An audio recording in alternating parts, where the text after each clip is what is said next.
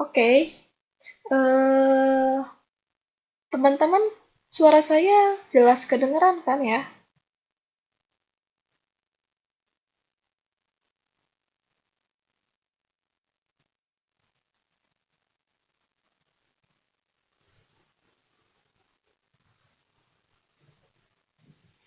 Ya, kalau misalnya suara saya jelas didengar, alhamdulillah, berarti saya tidak perlu memperbaiki apapun. Nah, sekarang eh, kalau misalnya kemarin kita sudah belajar menyusun atau membuat teks hasil observasi. Sekarang kita akan belajar untuk memperbaiki teks hasil observasi. Eh, ada dua cara untuk mendapatkan teks hasil observasi yang baik. Yang pertama, teman-teman bisa membaca kembali hasil observasi yang telah dibuat oleh teman-teman di sini. Hmm, dengan membaca ini, diharapkan nanti teman-teman akan menemukan kesalahan atau kekurang tepatan penggunaan kata dan lain sebagainya. Kadang kan kita kalau misalnya membuat suatu tulisan, kita menulis apapun yang ada dalam pikiran kita tanpa kita menyadari kesalahan yang kita perbuat. Tapi ketika nanti tulisannya sudah selesai, kemudian kita baca kembali, disitulah kita menempatkan diri kita sebagai pembaca. Dan kadang ketika kita menempatkan diri sebagai pembaca, kita dapat menemukan kejanggalan atau kesalahan yang kita eh, buat dalam penulisan. Kemudian kalau misalnya teman-teman sudah membaca kembali apa yang teman-teman buat saat menulis teks hasil observasi, teman-teman juga bisa meminta tolong pada teman-teman sekelas atau mungkin teman-teman eh, di pekerjaan untuk membaca tulisan teman di sini. Misalnya suruh mereka membaca, kemudian eh, minta mereka untuk memberi masukan. Apakah tulisan yang teman-teman buat sudah bagus atau sudah gampang dimengerti, atau mereka memiliki saran-saran lain yang dapat membantu tulisan teman-teman sehingga lebih mudah dipengerti. Kedua cara ini yaitu dengan membaca kembali, itu adalah koreksi yang berasal dari diri pribadi, kemudian nanti setelah itu didiskusikan dengan teman-teman dekat, diharapkan dapat membuat tulisan yang teman-teman buat semakin istilahnya semakin bagus ya. Nah, kedua cara ini merupakan tahap awal untuk mendapatkan hasil observasi yang baik. Kemudian ketika kita diminta oleh teman kita untuk mengkoreksi ataupun memberi masukan terhadap hasil observasi mereka, ada 3 hal yang harus kita junjung tinggi. Yang pertama adalah bersikap jujur, kemudian bertanggung jawab, dan yang ketiga adalah selalu santun dalam memberikan pendapat. Apa yang dimaksud dengan jujur, bertanggung jawab, dan santun di sini? Yang pertama, kita harus selalu uh, apa memberikan pendapat kita secara jujur. Kita tidak menutupi kekurangan-kekurangan yang ada. Jangan karena misalnya ini adalah teman-teman dekat saya, kasihan, atau mungkin kita tidak merasa tidak enak hati ketika kita uh, membicarakan atau menyampaikan bahwa tulisannya kurang bagus. Jangan seperti itu, karena ketika kita menutupi kekurangan yang mereka miliki, itu sama artinya dengan kita membiarkan mereka untuk tidak berkembang. Nah, ketika kita menyampaikan pendapat kita dengan jujur, tidak menutupi kekurangan yang ada, kita eh, bisa meniatkan hal itu untuk memperbaiki karya mereka sehingga mereka mendapatkan hasil karya yang lebih baik. Jadi hal itu kita lakukan semata-mata untuk menolong mereka untuk membantu mereka untuk mendapatkan hasil yang lebih baik. Kemudian yang kedua, etika yang harus kita junjung tinggi ketika kita menyampaikan kekurangan hasil observasi orang lain adalah bertanggung jawab. Bertanggung jawab di sini adalah selalu menyampaikan alasan dan bukti yang jelas terhadap pendapat-pendapat yang kita utarakan. Misalnya kita mengatakan bahwa tulisan kamu itu kurangnya di bagian ini, bla bla bla. Misalnya bagian 1, 2, 3. Nah, bagian 1 ini kenapa kita sebut dia kurang di bagian ke-1? Karena contohnya dia menulis seperti ini. Harus ada bukti dan alasannya. Kemudian yang kedua, misalnya kita menyebutkan bahwa dia kurang di bagian kedua. Maka apa bukti dan alasan yang dapat memperlihatkan bahwa dia kurang di bagian kedua? Nah, dengan menyampaikan alasan dan bukti yang jelas, maka kita juga dengan demikian kita dapat disebut sebagai orang yang bertanggung jawab, karena setiap kita melakukan koreksi, tanggung jawab kita lah untuk menyampaikan atau memberitahu orang yang kita koreksi bukti dan alasan mengapa kita memberikan pendapat seperti itu. Kemudian yang ketiga, etika yang harus kita junjung tinggi adalah tidak menyinggung apalagi mempermalukan penulis teks hasil observasi. Seringkali kadang karena yang kita bicarakan adalah koreksi kekurangan orang lain, kita menggunakan kata-kata yang kurang tepat, sehingga si penulis teks hasil observasi merasa tersinggung.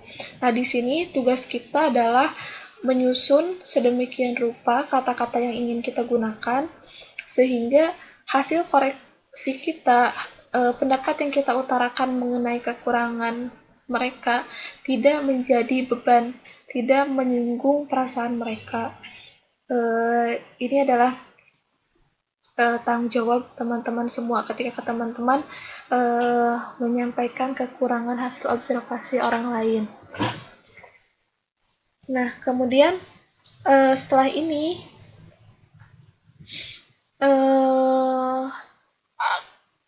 ketika kita berbicara mengenai memperbaiki teks hasil observasi, ada 3 hal yang dapat kita cermati. Yang pertama adalah struktur teks, yang kedua isi teks, dan yang ketiga tata bahasa. Sehingga ketika kita melihat hasil teks hasil observasi orang lain, lihatlah struktur teks mereka. Apakah semua unsur yang kita bahas kemarin sudah ada di dalam teks hasil observasi mereka atau belum. Minggu kemarin kita sudah berbicara panjang lebar mengenai struktur teks hasil observasi, dimulai dari nama, tujuan, proses, cara, dan lain sebagainya. Nah, sekarang ketika kita menilai atau memperbaiki hasil observasi, kita lihat apakah semua unsur-unsur tersebut sudah terangkum dengan jelas dalam teks hasil laporan observasi yang dibuat, ataupun masih ada informasi atau unsur-unsur yang kurang jelas. Semuanya tidak hanya harus tercantum dengan jelas, tapi juga dilakukan atau ditulis dengan sistematis. Jangan tiba-tiba nama ditulis di bagian bawah atau tujuan ditulis di bagian bawah, karena biasanya nama, tujuan, dan latar belakang itu ditulis di bagian awal. Kemudian yang kedua adalah isi teks. Uraian yang kita buat dalam teks hasil observasi harus lengkap. Informasinya harus lengkap, rinci, jelas, dan tidak ada yang tertinggal. Dan yang terpenting adalah sesuai dengan tujuan observasi. lengkap di sini maksudnya adalah ya lengkap di sini sama artinya dengan tidak ada yang informasi yang tertinggal sehingga semua informasi yang dibutuhkan kita berikan. Kemudian rinci dan jelas apa namanya? Jadi ketika kita memberikan informasi kita memberikan informasi yang clear yang jelas. Tidak berbelit-belit dan mudah dipahami oleh pembaca. Dan yang terpenting dari itu semua juga harus sesuai dengan tujuan observasi. Jangan kita memberikan, karena kita ingin memberikan informasi yang rinci nih, terus kita berikan sama informasi. Itu tidak ada gunanya jika tidak sesuai dengan tujuan observasi. Kita lihat dulu apa tujuan observasi kita, kemudian setelah itu kita tentukan informasi apa saja yang dibutuhkan, kemudian dari list itu kita kembangkan informasi-informasi yang kita berikan. Kemudian yang terakhir adalah penggunaan tata bahasa Indonesia yang baik dan yang benar. Penggunaan tata bahasa Indonesia yang baik dan benar ini sebenarnya sebuah tugas yang sangat berat ya, karena kita belajar penggunaan bahasa Indonesia yang baik dan benar itu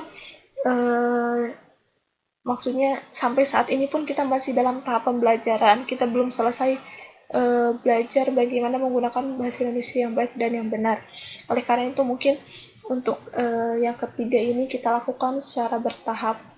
Apa yang sudah uh, uh, apa yang sudah kita pelajari dalam bahasa Indonesia mengenai peraturan penggunaan bahasa Indonesia kita aplikasikan dalam laporan kita, tapi yang mungkin nanti menyusul ketika kita sudah tahu nih, kita sudah mempelajari suatu aturan penggunaan bahasa Indonesia, kemudian kita aplikasikan dalam setiap tugas atau laporan yang kita buat. Mungkin sampai situ ada yang kurang dimengerti atau ingin ditanyakan oleh teman-teman semua.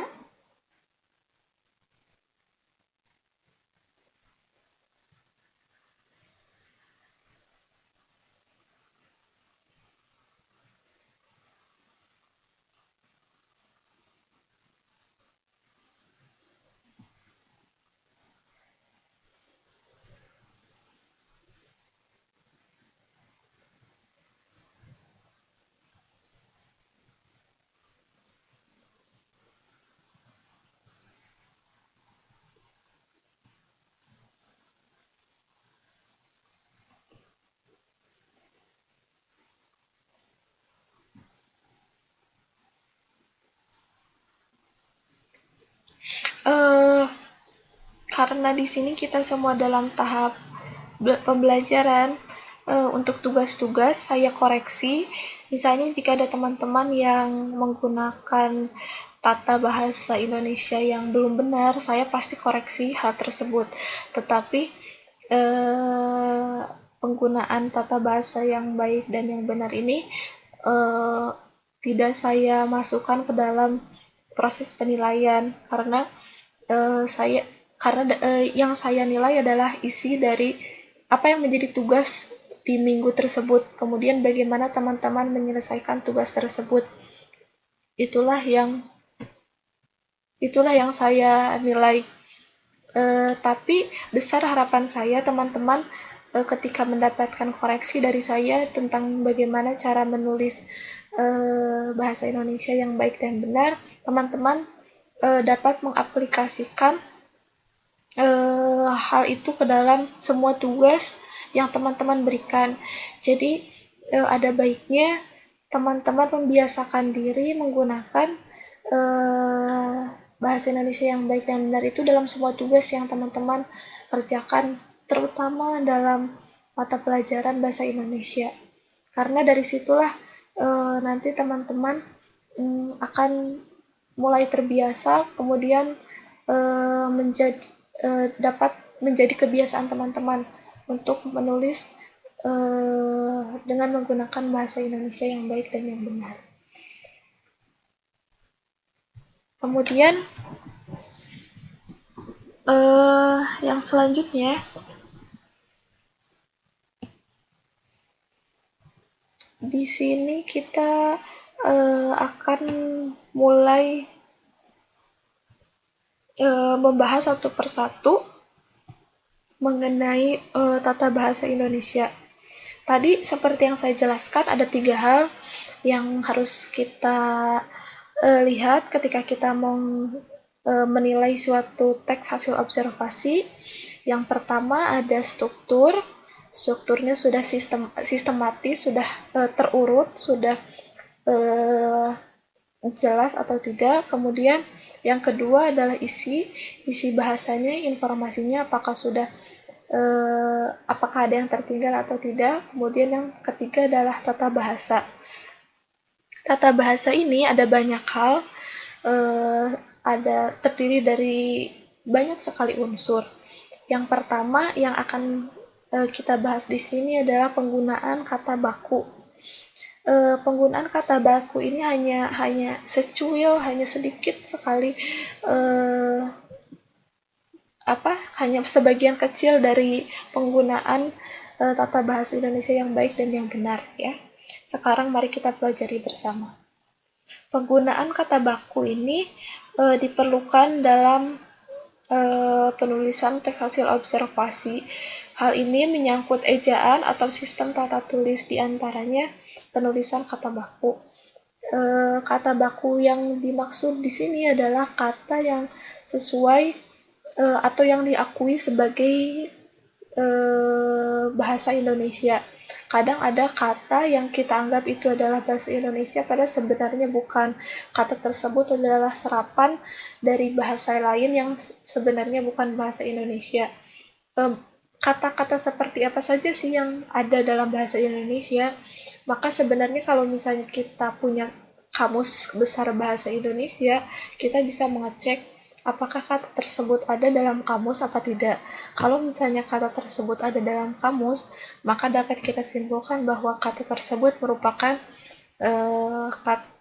bahasa Indonesia. Tapi kalau misalnya kita tidak bisa menemukannya dalam kamus besar bahasa Indonesia, maka kemungkinan besar si kata ini bukan kata bahasa Indonesia, tapi mungkin sudah sering sekali digunakan di masyarakat sehingga kita anggap sebagai bahasa Indonesia. Sekarang di sini ada beberapa contoh. Ini adalah contoh-contoh yang sering kita temukan ya dalam kehidupan kita sehari-hari. Kata baku dari kreatif. Di sini yang benarnya, yang sebelah kiri adalah kata-kata yang benar, sementara yang kanan adalah kata-kata yang salah atau kata-kata yang kurang tepat. Yang pertama adalah kreatif. Yang benar dalam penulisan kreatif adalah diakhiri dengan huruf F, bukan huruf P. Seringkali kita menulis kreatif karena mungkin terbiasa atau ada kesalahpahaman. Padahal sebenarnya kata yang baku dari kata kreatif adalah menggunakan huruf F, kreatif. Kemudian yang kedua adalah sistem. Banyak dari kita yang menulis sistem ini sebagai sistem. Ini kadang ditulis dan seringkali juga diucapkan sistem, padahal hal ini adalah kata yang tidak baku. Kata yang bakunya adalah sistem, memakai huruf E. Kemudian yang selanjutnya ibu, karena beberapa kata seperti kakak, kemudian bapak menggunakan huruf K, kadang kita juga menulis ibu dengan memakai tambahan huruf K, seperti ini. Ibu, ibuk, memakai huruf K, padahal hal ini adalah tata cara menulis ibu yang salah. Ibu sama sekali tidak memakai huruf K. Yang benar adalah ibu. I-B-U. Ini adalah penulisan kata bakunya.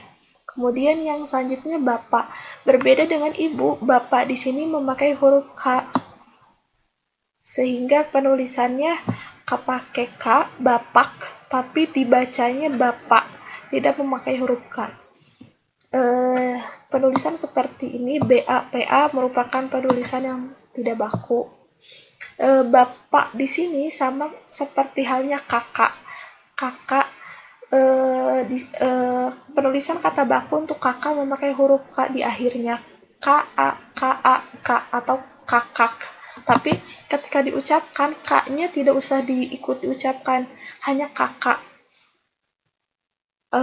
Demikian untuk bapak dan kakak. Sementara untuk ibu tidak usah menggunakan huruf K. Yang benar adalah ibu, u atau ibu. Tidak memakai huruf K. Kemudian yang selanjutnya contohnya koordinasi. Banyak dari kita ketika kita membuat kalimat dari koordinasi malah membuatnya sebagai koordinir. Misalnya, contoh saya berikan salah satu contohnya.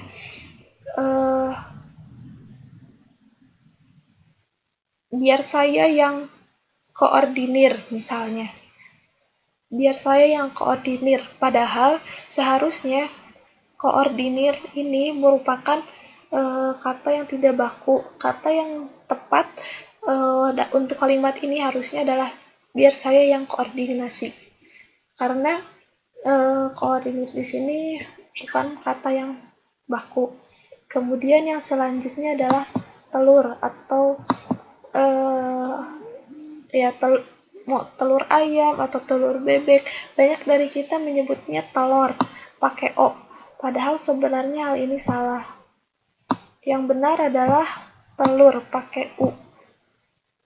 Sehingga lain kali jangan disebut telur ayam, tapi telur ayam. Kemudian yang selanjutnya ada karir. Banyak dari kita ketika menulis karir itu karier tambah E. Ketika ditulis banyak yang menyantumkan huruf E, padahal sebenarnya hal ini adalah penulisan yang salah. Karir tidak pernah menggunakan huruf E. Cukup KARIR. Ini yang benar.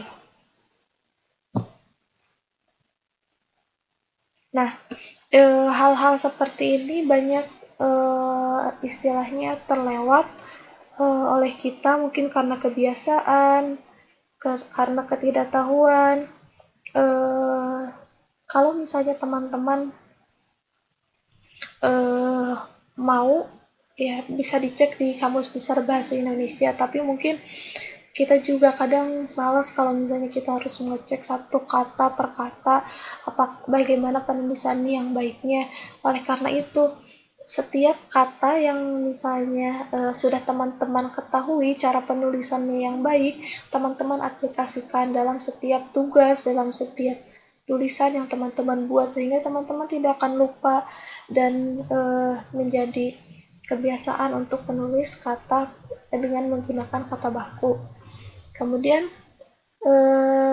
saya tidak bisa memberikan seluruh contoh karena ada banyak sekali kata dalam bahasa Indonesia.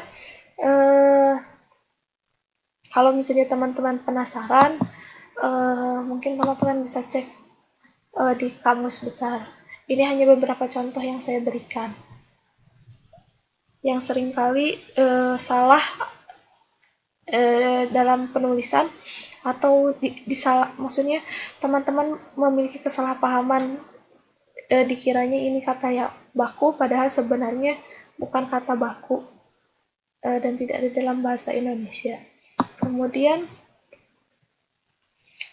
berbicara mengenai bahasa, selain ada kata baku dan kata tidak baku, dalam bahasa juga ada yang disebut dengan namanya diksi atau pemilihan kata. Pemilihan kata di sini adalah maksudnya memilih kata yang tepat dan sesuai dengan apa yang hendak kita ucapkan. Ketepatan ini tujuannya adalah agar pembaca tidak membuat interpretasi atau pemahaman yang berlainan, atau agar si penulis dan si pembaca atau pendengar memiliki kesesuaian atau kesepahaman, dan tentunya agar tidak merusak suasana. Karena ketika kita maksudnya A tapi kemudian dipahami sebagai B oleh si pembaca atau si pendengar, bisa saja nantinya apa yang kita ucapkan akan merusak suasana. Kemudian bagaimana contohnya? Saat kita lihat bersama di sini, pemilihan ini ada 3 macam. Yang pertama ada sinonim, kemudian yang kedua adalah homofoni, yang ketiga ada homografi. Yang sinonim di sini maksudnya adalah kata-kata yang memiliki arti sama. Jadi ada beberapa kata yang artinya sebenarnya sama. Kita harus tahu kapan masing-masing kata tersebut digunakan. Kemudian yang kedua adalah homofoni, kata yang memiliki pengertian sama bunyi, namun tulisannya berbeda, kemudian maknanya pun berbeda. Sementara itu, homografi memiliki kesamaan tulisan, tetapi bunyi dan maknanya berbeda. Nah, kedua homofoni dan homografi ini kadang-kadang tertukar. Jadi, teman-teman harus perhatikan kapan kita harus menggunakan kedua kata-kata tersebut. Di sini sinonim yang memiliki arti sama, kadang kita menganggap bahwa karena mereka memiliki arti yang sama, maka mereka dapat menggantikan satu sama lain dalam suatu kalimat. Padahal sebenarnya rasa atau emosi yang disebabkan ataupun yang ditimbulkan oleh setiap kata ini berbeda. Contohnya seperti ini. Bertemu dan berjumpa. Bertemu dan berjumpa memiliki arti yang sama, tetapi ketika kita menggunakan kata bertemu dan menggunakan kata berjumpa, emosi yang ditimbulkan memiliki perbedaan. Karena kalau misalnya kita mengucapkan akhirnya kita dapat bertemu lagi ataupun akhirnya kita dapat berjumpa lagi, itu emosinya sedikit berbeda karena seringkali kita menemukan kata berjumpa ini dalam tulisan-tulisan puisi ataupun tulisan pantun, sesuatu yang lebih artistik. Sehingga kadang-kadang kalau kita misalnya menyebutkan kata berjumpa dalam percakapan kita sehari-hari, kita mendapatkan kesan aduh puitis banget, atau misalnya karena kata tersebut tidak lazim digunakan dalam percakapan sehari-hari. Kemudian antara binatang dan fauna. Binatang di sini sama dengan fauna. Keduanya memiliki arti yang sama, tapi penggunaannya sangat berbeda. Kita tidak bisa mengganti semua posisi, maksudnya ketika ada binatang dalam suatu kalimat, kita tidak bisa menggantinya dengan fauna, karena kita harus lihat dulu apakah tepat atau tidak. Binatang di sini dapat digunakan dalam kalimat formal dan informal. Jadi binatang ini lebih fleksibel ya, kita dapat menggunakannya kapan saja. Tapi fauna lebih bersifat ilmiah. Jadi kita tidak bisa menggunakan kata fauna ini untuk kalimat-kalimat informal karena kan terasa aneh. Misalnya ketika kita bertanya pada orang lain, fauna apa yang kamu sukai? Kan maksudnya aneh karena kata tersebut tidak lazim digunakan dalam percakapan sehari-hari, fauna gitu. Tapi kalau misalnya kita menggunakannya dalam kegiatan ilmiah, seperti misalnya dalam kelas biologi, itu sangat lazim digunakan, sehingga tidak akan terasa aneh atau janggal. Kemudian yang berikutnya adalah hamil dan bunting. Keduanya memiliki arti yang sama, mengandung. Tapi biasanya hamil ini digunakan untuk manusia, sementara bunting digunakan untuk hewan. Sehingga ketika kita menggunakan kata bunting untuk manusia, eh, terdengar sedikit kasar atau emosinya emosi negatif. Sehingga hati-hati, jangan semena-mena menggunakan kata yang memiliki arti yang sama, karena meskipun artinya sama, kadang nilai emosinya berbeda, sehingga interpretasi ataupun penerimaan oleh si pendengar atau si pembaca mungkin akan berbeda ketika kita menggunakan kata yang berbeda. Kemudian sampai sini ada yang ingin ditanyakan oleh teman-teman semua? Kalau misalnya kira-kira ada yang kurang dipahami ataupun ada yang ingin ditanyakan, saya harap teman-teman eh, apa menanyakannya dari sekarang, karena tata bahasa ini kita ada banyak sekali materinya. Saya harap teman-teman dapat memahaminya satu persatu. Jadi kalau misalnya di bagian ini ada yang kurang dipahami, teman-teman bisa langsung bertanya sekarang.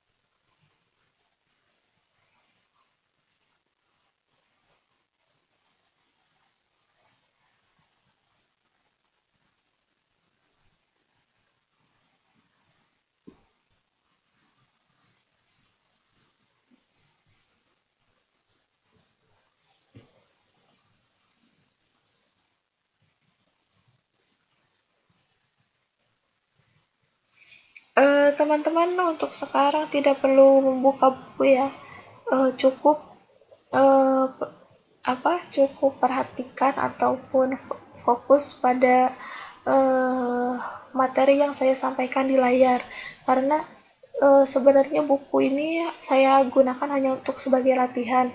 eh, Namanya pun LKS, lembar kerja siswa.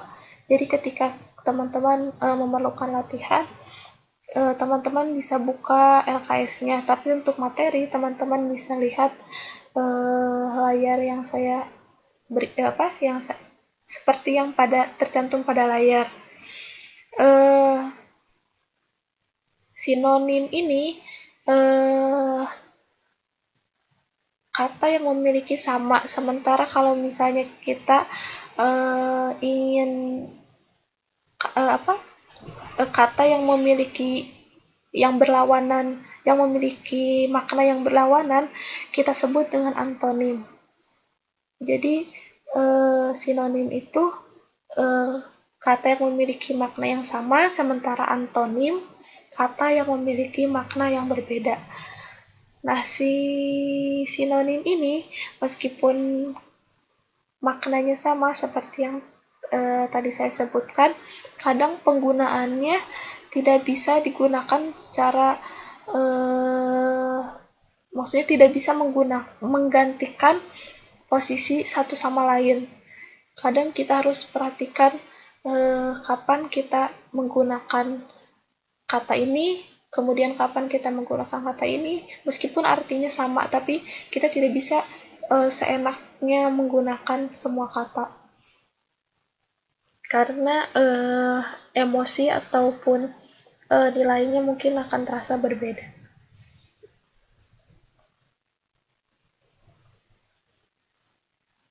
Kemudian, mari kita lanjutkan yang selanjutnya, latihan. Sekarang di sini ada beberapa Untuk lebih memahami materi mengenai sinonim ini, mari kita lihat beberapa kata di sini. Saya sudah menuliskan 6 kata yang memiliki makna yang sama. Yang pertama gugur, yang kedua mampus, yang ketiga mati, yang keempat mangkat, yang kelima meninggal, yang keenam tewas. Keenam kata di sini memiliki makna yang sama, jadi artinya sama. Mungkin katanya berbeda, tapi semuanya memiliki makna yang sama. Nah, di sini ada beberapa kalimat yang akan saya berikan. Kalimat tersebut memiliki titik-titik. Nah, tugas teman-teman adalah mencari padanan kata yang tepat untuk kalimat yang saya berikan. Di sini saya ada kalimat yang pertama, kucingnya titik-titik tertabrak. Yang mana yang benar?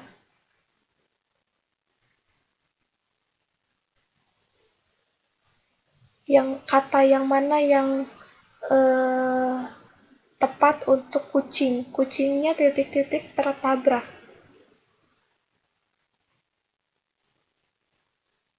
Mhm.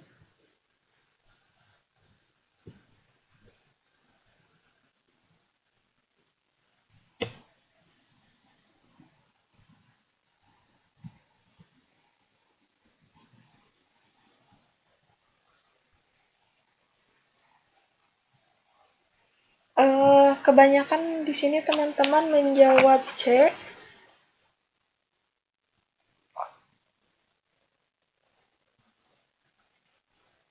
Kebanyakan menjawab C, yaitu mati. Ada juga yang menjawab yang lain. Kita lihat yang mana yang benar. Benar.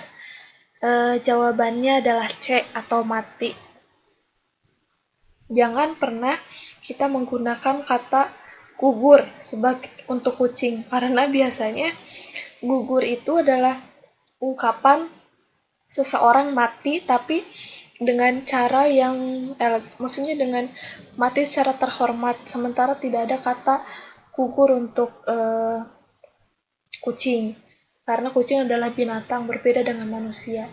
Kemudian yang selanjutnya, soal yang selanjutnya, nomor 2, nenek titik-titik karena sakit jantung.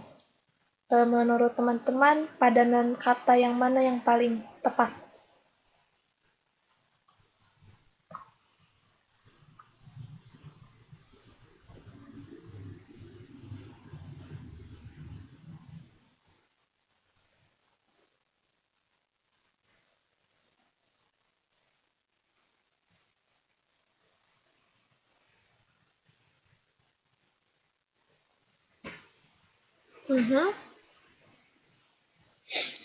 Kebanyakan menjawab meninggal. Kita lihat ya, yang mana jawaban yang tepat untuk soal nomor ini. Ya, yang benar adalah meninggal.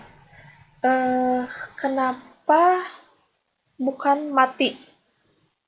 Kenapa bukan nenek mati karena sakit jantung?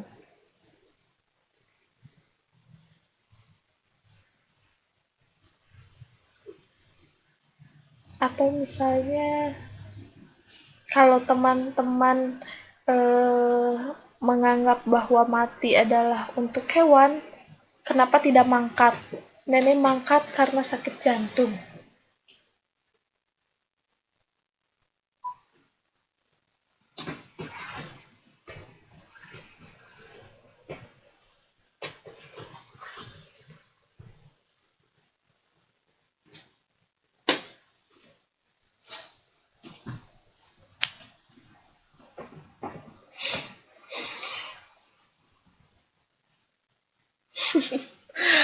Iya benar sekali, mangkat itu sebenarnya berasal dari bahasa Jawa, tapi sudah diakui sebagai bahasa Indonesia. Jadi teman-teman di sini perlu teman-teman ketahui ada beberapa bahasa daerah, bisa dari bahasa Jawa, bahasa Sunda ataupun bahasa bahasa luar seperti misalnya bahasa Inggris, bahasa Belanda. Ada beberapa kata dari bahasa-bahasa tersebut yang sudah diakui sebagai bahasa Indonesia karena mungkin penggunaannya dalam masyarakat Indonesia sudah sangat sering, kemudian di dalam bahasa Indonesia sendiri belum ada kata yang sama dengan kata tersebut, maka kemudian kata tersebut diserap menjadi kata bahasa Indonesia. Jadi mangkat di sini pun kata termasuk bahasa Indonesia. Cuman dalam kalimat ini mangkat di sini tidak tepat penggunaannya karena mangkat itu biasanya untuk orang yang kita hormati. Sementara kita memang menghormati nenek, cuman dalam hal ini nenek itu adalah keluarga kita, bukan posisinya bukan orang yang lebih tinggi derajatnya ataupun orang yang kita hormati. Hormati di sini dalam artian memiliki suatu status dalam masyarakat.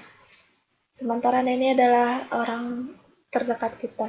Kemudian kenapa tidak mati? Kadang kita juga menggunakan mati untuk tidak hanya untuk binatang, tapi kadang manusia pun kita gunakan kata mati.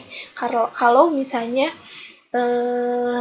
yang meninggal adalah orang-orang yang kita istilahnya kita rendahkan. Ada beberapa orang misalnya penjahat atau orang-orang yang saking rendahnya, saking kita tidak hormat terhadap mereka, kita menggunakan kata yang biasanya digunakan untuk binatang.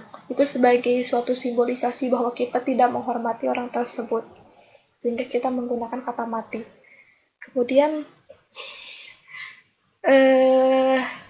pertanyaan yang selanjutnya, nah kita lihat di sini, Raja Banten ... pada tahun 1950-an. Ayo, menurut teman-teman yang mana jawabannya? Ayo,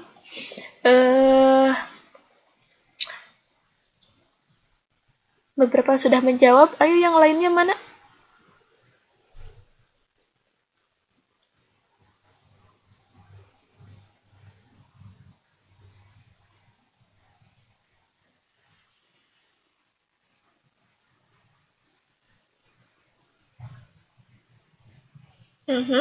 Sepertinya imbang banget ya di sini. Ada yang menjawab A, ada yang menjawab D, dan jumlahnya hampir sama banyaknya. Ada yang menjawab gugur, ada yang menjawab mangkat. Raja Banten gugur pada tahun 1950-an. Atau Raja Banten mangkat pada tahun 1950-an. Ayo. Yang mana yang benar? Kita lihat jawabannya.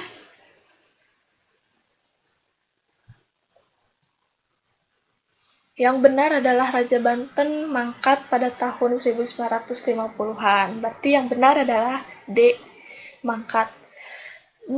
Kenapa yang A kurang tepat? Yang mangkat di sini adalah mati, istilahnya mati dalam artian mati secara normal karena emang sudah waktunya mati. Sementara gugur biasanya memiliki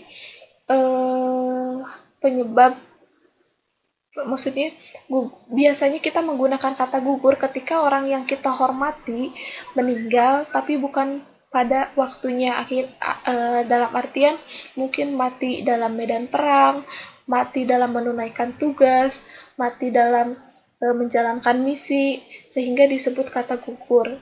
Mereka bukan mati karena usianya sudah waktunya, tapi karena ada sesuatu hal yang menyebabkan mereka meninggal. Nah, sementara di sini dalam kalimat ini tidak ada keterangan yang menyebutkan bahwa si Raja Banten ini mengikuti perang kemudian meninggal. Di sini hanya disebutkan titik-titik pada tahun 1950-an. Maka dapat kita ambil kesimpulan bahwa Raja Banten ini meninggal karena memang usianya mungkin sudah usur atau mungkin sudah waktunya.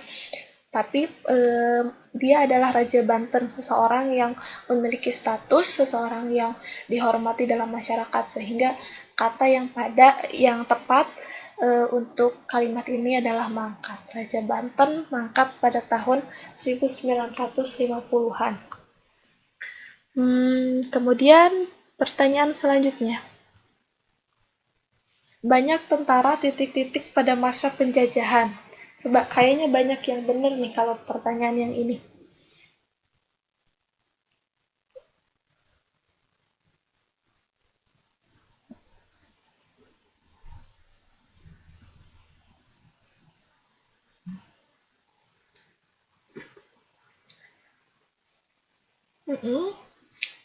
Iya, ya benar. Kayaknya 100% benar nih kalau yang pertanyaan ini. Misalnya gampang banget pertanyaannya. Banyak tentara gugur pada masa penjajahan. Ya, gugur ini eh, digunakan untuk pahlawan ataupun orang yang kita hormati, yang kemudian mereka meninggal dalam suatu misi negara ataupun suatu suatu suatu tugas untuk kepentingan orang banyak, seperti mempertahankan negara, kemudian melawan penjajahan dan lain sebagainya. Nah, gugur di sini adalah suatu penghormatan yang kita berikan kepada mereka, bahwa mereka mati secara terhormat karena mereka ada sesuatu yang mereka perjuangkan ketika mereka meninggal. Nah, di sini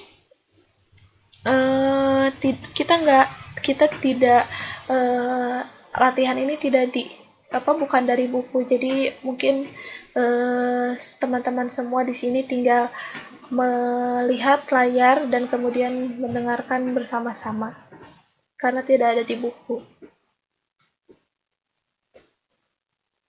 Dan kemudian pertanyaan selanjutnya, tercatat 5 orang titik-titik pada kecelakaan itu.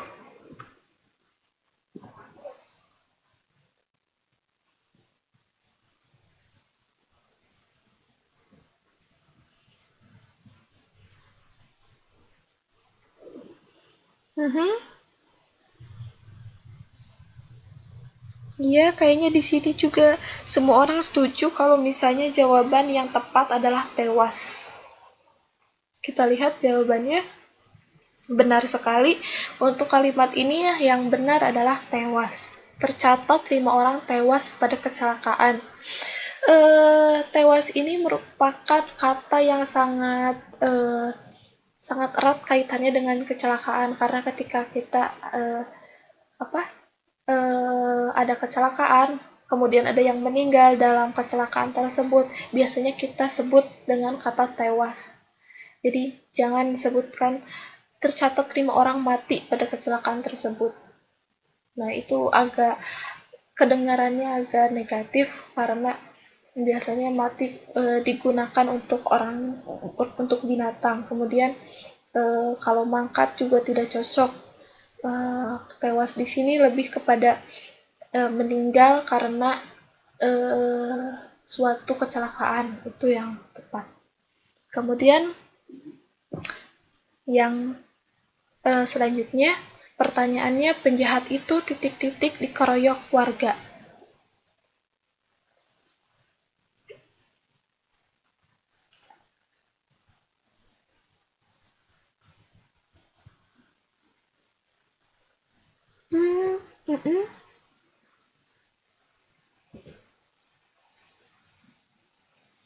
Kayaknya beda-beda banget, ini banyak banget variasi jawabannya.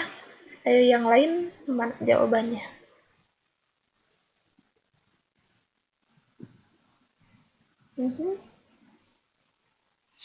Ada yang menjawab, kayaknya semuanya hampir, ada yang menjawab F, ada yang menjawab E, ada yang menjawab C, ada yang menjawab B. Kayaknya yang tidak ada tuh cuman gugur dan mangkat. Tidak ada yang menjawab gugur dan mangkat. Eh, sudah pasti gugur dan mangkat bukan jawabannya karena penjahat itu rasanya tidak pantas disebut gugur atau mangkat ya. Cuman di sini berbagai macam, ada yang B, C, E, F. Yang benar adalah kita lihat dulu ya. Ya, Mbak Ani kayaknya benar nih. Yang benar itu adalah B, mampus. Penjahat itu mampus dikeroyok warga. Kenapa di sini mampus kata yang tepat? Karena penjahat itu istilahnya memiliki status yang sangat rendah dalam masyarakat. Ya, ketika kita menggunakan kata mampus, kita mengekspresikan, benar sekali Mbak, kita mengekspresikan kekesalan, kita mengekspresikan ketidaksetujuan kita terhadap apa yang dilakukan oleh penjahat tersebut. Maka kita merendahkan mereka saat mereka mati, kita sebut dengan kata mampus. Sebenarnya bisa kita menyebut kata meninggal atau mati, tapi mungkin nilai negatifnya masih kurang untuk penjahat. Karena ketika kita sebut mati dengan mampus, yang mana yang lebih menyakitkan? Mampus kan? Karena itu kita gunakan kata mampus kan itu untuk menunjukkan bahwa kita tidak setuju dengan apa yang dilakukan oleh mereka. Itu lebih rendah daripada binatang. Itu sebagai apa ya? Sebagai simbolisasi bahwa penjahat itu lebih rendah daripada binatang. Kemudian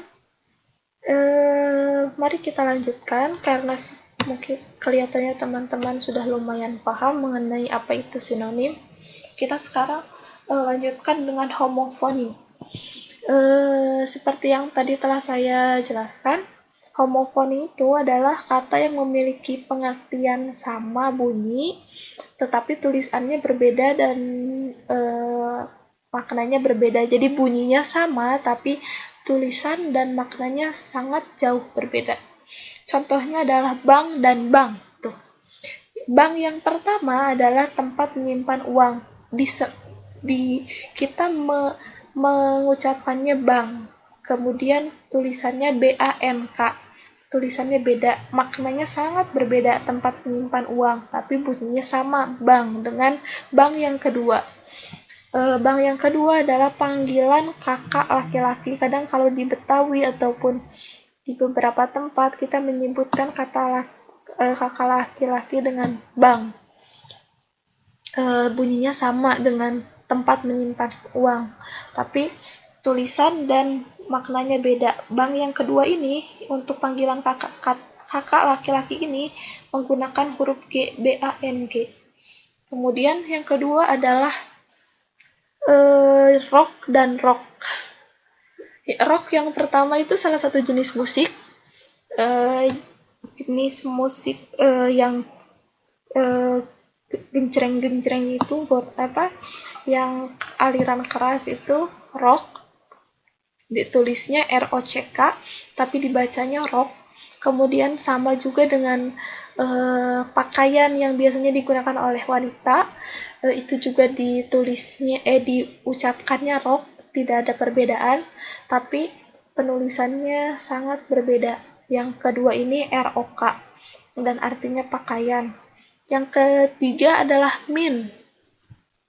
Mint ini biasanya wangi ataupun rasa, misalnya coklat rasa mint atau es krim rasa mint atau wanginya wangi mint. Diucapkannya sama, mint, kemudian tapi tulisannya berbeda. Mint di sini kalau misalnya maksudnya wangi atau rasa, MINT. Tapi kalau yang kedua adalah nilai. Seperti misalnya nilainya min atau kelakuannya min. Itu artinya kelakuannya sangat jelek. Itu bermakna nilai negatif. dan tulisannya MIN. Kemudian yang selanjutnya adalah masa. Kalau misalnya teman-teman dalam pelajaran IPA atau pengetahuan alam atau mungkin fisika, biasanya teman-teman mengenal ada yang disebut dengan massa jenis. Massa jenis ini artinya adalah berat, maknanya adalah berat. Ditulisnya MASSA. Dibacanya biasa saja, dibacanya nggak jadi massa, nggak jadi seperti itu, dibacanya biasa aja massa jenis. Dan kata yang kedua adalah masa waktu. Jadi misalnya masa depan, masa lalu itu adalah waktu yang akan waktu selanjutnya. Kalau enggak waktu yang sudah berlalu itu adalah masa. Tulisannya MASA. Berbeda ya cara penulisannya, maknanya juga berbeda, tapi cara pengucapannya bunyinya sama. Masa jenis, masa lalu, masa depan sama. Itu yang dimaksud dengan homofon. Mudah dipahami ya, yang penting cara pengucapannya sama, itu namanya homofon. Yang penting bunyinya sama, cara pengucapan sama, itu homofon. Itu yang perlu diingat. Kemudian yang selanjutnya adalah homograf. Homograf di sini kalau tadi yang sama adalah bunyinya, yang homograf ini yang sama adalah tulisannya. Bunyi ataupun maknanya bisa aja berbeda, tapi tulisannya pasti sama. Contohnya adalah apel, apel buah, dan apel upacara. Keduanya tulisannya sama, APEL, cuman yang pertama yang buah itu diucapkannya apel. Sementara yang kedua upacara apel. Nah, E-nya itu agak sedikit berbeda, tapi tulisannya sama. Kemudian yang kedua, contohnya adalah tahu makanan dan tahu paham. Ya, apel juga bisa pacaran ya. Kalau misalnya tahu ini mungkin cara diucapkannya agak sedikit sama, tapi ini termasuk homograf karena tulisannya sama persis, TAHU, tahu makanan dan tahu paham. Kemudian yang selanjutnya ada MEMERH. Yang pertama, memerah susu. Memerah di sini artinya mengambil, memerah. Kemudian yang kedua, memerah wajahnya. Artinya wajahnya berubah warna menjadi merah, memerah dan memerah. Itu bunyinya beda tapi tulisannya sama. Kemudian yang selanjutnya ada keset bersih, ada juga keset. Keset alat rumah tangga, tempat kita membersihkan kaki kita sebelum masuk rumah, keset. Sementara yang sebelumnya keset itu keset bersih. Keduanya juga memiliki kesamaan tulisan. Jadi teman-teman hati-hati karena banyak tulisan yang sama tulisannya tapi cara pengucapannya berbeda, dan ada yang cara pengucapannya sama tetapi cara penulisannya berbeda, sehingga hati-hati dalam menulis atau mengucapkan suatu kata, karena bisa jadi yang kita maksud mungkin ternyata salah, ternyata ditulis cara penulisannya salah, atau bisa jadi apa yang kita ucap kalau kita sedang berbicara kemudian ingin mengucapkan suatu kata, perhatikan cara atau bunyi kata yang tepat, karena bisa jadi nanti kata tersebut memiliki homofon. Nanti Takutnya yang menjadi pendengar kita mempersepsikannya sebagai kata yang berbeda. Kemudian, setelah sinonim, homofon, dan homograf, ada hal lain yang perlu kita perhatikan dalam unsur bahasa, yaitu kata denotatif dan kata konotatif. Sepertinya kayaknya materi ini pernah mungkin teman-teman ada yang pernah dengar atau pernah mempelajari tentang materi ini sebelumnya. Saya agak sedikit lupa. Sepertinya di SD pernah ya. Denotatif ini kata yang bermakna lugas atau tidak bermakna ganda, sementara konotatif kata yang dapat menimbulkan bermacam-macam makna. Jadi istilahnya denotatif itu arti kata yang sebenarnya, sementara konotatif itu kata yang mungkin maknanya berbeda dari makna aslinya. Sekarang kita lihat contohnya langsung. Yang pertama, bunga Edelweiss hanya tumbuh di tempat yang tinggi. Bunga Edelweiss hanya tumbuh di tempat yang tinggi. Bunga tumbuh. Maka dapat kita simpulkan bahwa bunga di sini merupakan kata denotatif, karena bunga di sini memiliki makna yang sama dengan apa yang kita ketahui ataupun yang kita pahami dari makna bunga. Sementara yang kedua dapat kita lihat, Sinta adalah bunga desa di kampungnya. Bunga desa. Bunga desa di sini bermakna bukan bunga yang sebenarnya, tetapi perawan atau istilahnya gadis yang paling disukai di desa tersebut atau yang paling cantik di desa tersebut. Karena tidak mungkin Sinta di sini tumbuhan ya. Tidak mungkin Sinta di sini suatu bunga dalam arti yang sebenarnya. Sinta di sini pasti manusia, tapi dia disebut bunga desa karena mungkin dia adalah gadis tercantik di desanya. Sehingga dapat kita simpulkan bahwa bunga di sini bermakna konotatif atau bukan makna yang sebenarnya, hanya perumpamaan. Kemudian yang selanjutnya, contohnya, satu kursi patah akibat perkelahian mereka. Kursi patah. Jadi dari situ dapat kita simpulkan bahwa kursi di sini adalah kursi yang sebenarnya, kursi yang kita pahami,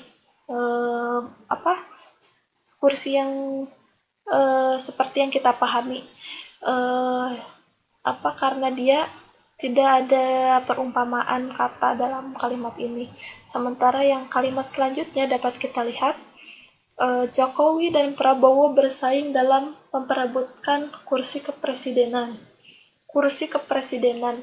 Apakah benar yang diperebutkan oleh Jokowi dan Prabowo tersebut adalah kursi? Bukan kan? Yang mereka perebutkan adalah jabatan. Tapi di sini kita disebutkan kursi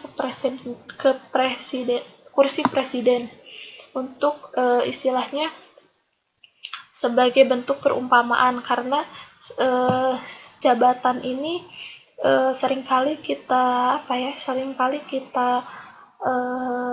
simbolisasikan dengan sebuah kursi, karena orang yang memiliki jabatan biasanya duduk di sebuah kursi.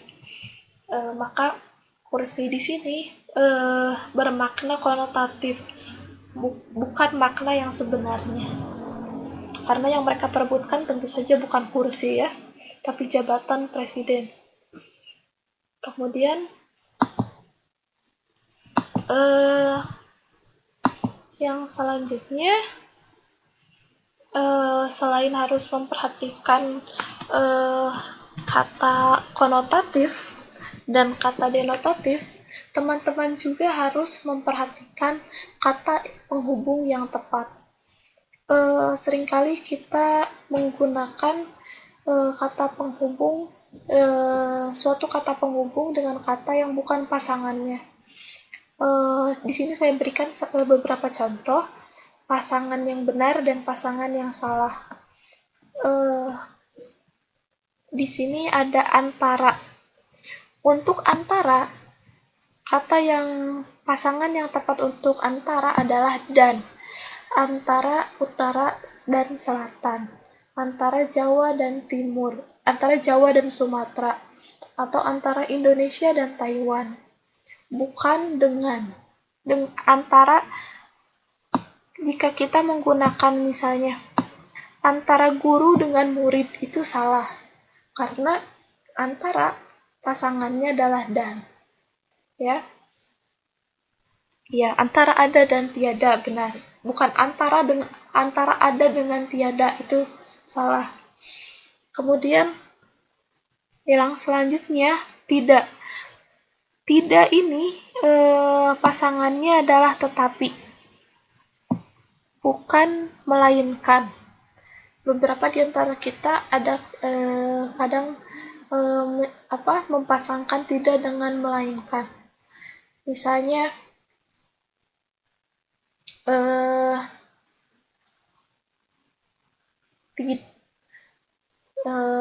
ayam tidak melahirkan tetapi bertelur. Bukan ayam tidak melahirkan melainkan bertelur, itu salah. Ayam yang benar adalah ayam tidak melahirkan tetapi bertelur. Kemudian yang selanjutnya baik. Untuk penghubung baik titik-titik, maka kata yang tepat selanjutnya adalah maupun. Baik aku maupun kakakku, nah itu yang benar. Bukan baik aku ataupun kakakku, karena itu memiliki arti yang sedikit berbeda ya. Baik aku maupun kakakku, atau baik aku ataupun kakakku, itu ada perbedaan pengertian. Yang benar adalah baik aku maupun kakakku. Jadi baik itu tolong dipasangkan dengan maupun, bukan ataupun. Kemudian untuk kata penghubung bukan dapat dipasangkan dengan melainkan. Kalau misalnya kita menggunakan tetapi, itu salah. Jadi kalau misalnya contohnya bukan aku tetapi adikku, itu salah. Karena bukan, pasangan yang tepat untuk bukan adalah melainkan. Yang benar adalah bukan aku melainkan adikku. Jadi kadang kita itu mempasangkan suatu kalimat itu menurut perasaan kita. Maksudnya sepertinya kata ini pasangannya ini, padahal seringkali apa yang menurut perasaan kita itu salah menurut tata bahasa Indonesia. Tolong untuk lain kali, untuk kedepannya selalu pasangkan setiap kata penghubung dengan pasangannya, karena kata penghubung biasanya memiliki pasangannya masing-masing. Kemudian yang selanjutnya, ini yang paling banyak istilahnya yang paling banyak menjadi perhatian saya dalam tugas teman-teman. Teman-teman di sini, kebanyakan dari teman-teman masih masih menggunakan huruf kapital di tempat yang tidak semestinya, atau ada kata yang harus memakai huruf kapital tapi teman-teman menggunakan huruf kecil.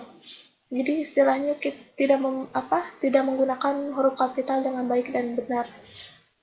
Di sini saya ingin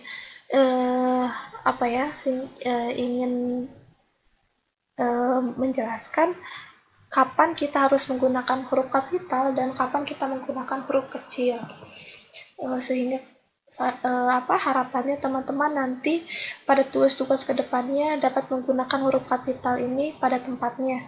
Huruf kapital ini merupakan hal yang sangat dasar sebelum Sebelum teman-teman dapat menggunakan kata denotatif, kata konotatif, dapat menjelaskan apa itu sinonim, homofon, homograf, alangkah lebih baik kalau misalnya teman-teman bisa menggunakan huruf kapital pada tempatnya, karena ini sangat dasar sekali. Nah, kapan kita harus menggunakan huruf kapital? Aturan yang pertama mengenai huruf kapital adalah huruf pertama pada setiap awal kalimat. Jadi, ketika teman-teman menggunakan atau membuat suatu kalimat, maka huruf pertama dalam kalimat tersebut harus menggunakan huruf kapital atau huruf besar.